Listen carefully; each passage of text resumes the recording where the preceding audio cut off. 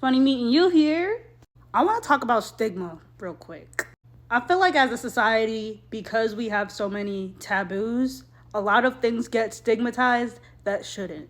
And make no mistake, all of it is one way or another tied to colonialism, tied to white supremacy, cis heteronormative, ableist, Christo-fascist, patriarchal, capitalist society.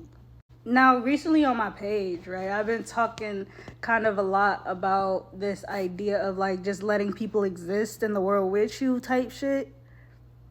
And I say that to say, right, a lot of indigenous practices and indigenous ways of being, even when we decolonize things like our rhetoric or our spirituality or our relationship to X, Y, and Z, right?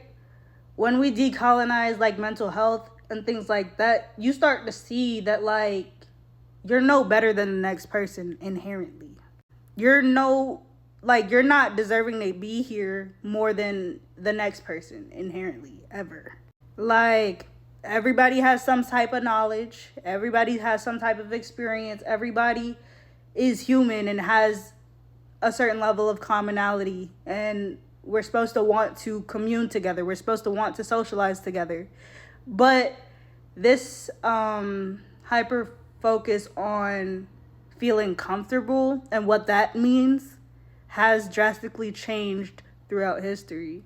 Because I feel like the conditioning, how it works is that like first you have like a rebellious stage. Like you look at all of these expectations and stuff like that whoever at the time, whatever the popular rule is, right? Like whatever they decided is the way that the world works.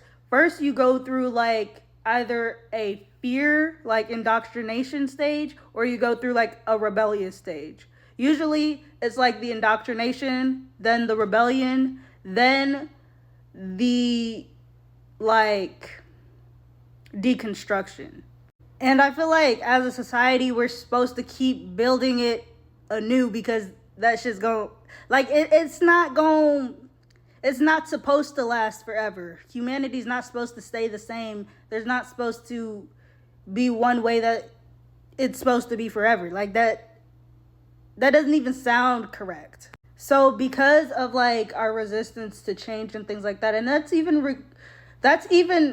like evident in like media. Like we've been talking about the nostalgia based content and stuff like that Hollywood has been putting out. We've been talking about like children as a marginalized class and stuff like that. We've been talking about all of these different things that it seems like it just didn't occur to the people prior, or like that was just not the wave. I think that we are actually, I don't know, So, in a society that is determined to work against nature has to defend itself. Does that make sense? So, a lot of the things that we are discussing are things about people, like their natural way of being. Like some people are naturally more energetic. Some people are naturally more introverted. Some people are naturally more queer. Some people are naturally more like this like restriction does not account for it doesn't account for much, because it's not inclusive. So anything outside of that, from that standpoint, is stigmatized to a certain degree. And the stigma is always tied to the bigotry. Like, that is, like, in a systemic form, that is the microaggression. Like, people just know or have these preconceived notions about certain places, certain people, certain attitudes, certain ways of existing in the world that are completely normal and natural. And it blurs the lines between what is harm and what is taboo. Taboo is like a misnomer. It's like the thing that is used to distract you from actually paying attention to what actually is harm. Like, I don't know. Like, I think it's not even just stigmatizing certain things, but it goes even further because it is interwoven into everything. Everything, like, it's interwoven. So, like, even the ways in which we describe certain things, the words that we use, etc., like, those are also stigmatized. Like, there's not really much difference between any given word that you say, like, out loud. Because, like, all words are a way for me to communicate what I'm saying to you. There can't be inherent bad words.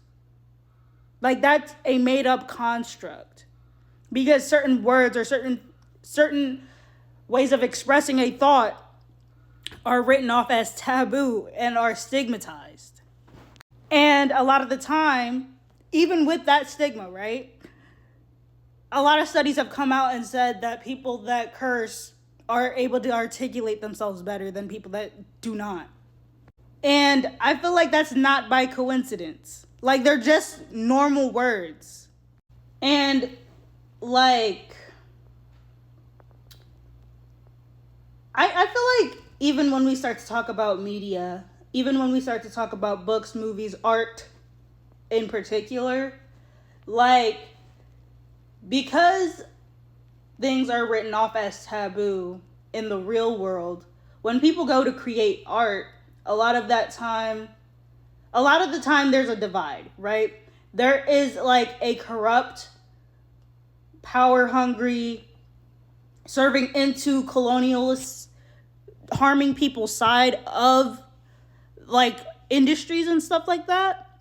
And then there are artists that actually feel like an internal connection to the things that they're creating. They actually work on that craft. They actually create these stories. They actually embody these characters. They actually have a deeper understanding of a given experience, whether that is of a human or they have that ability to put themselves in the mind of their character or whatever. They have that ability to put pen to paper and display expertise.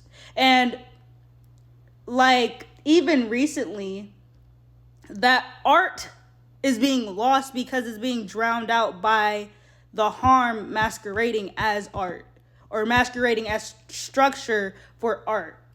Art doesn't necessarily need structure to exist. So again, it is a misnomer because the structure in question, the industries in question, are not the artists. And they are systemic. They do trickle down into the ways that we as common, ordinary people discuss certain things. I don't know, I just kind of find that interesting.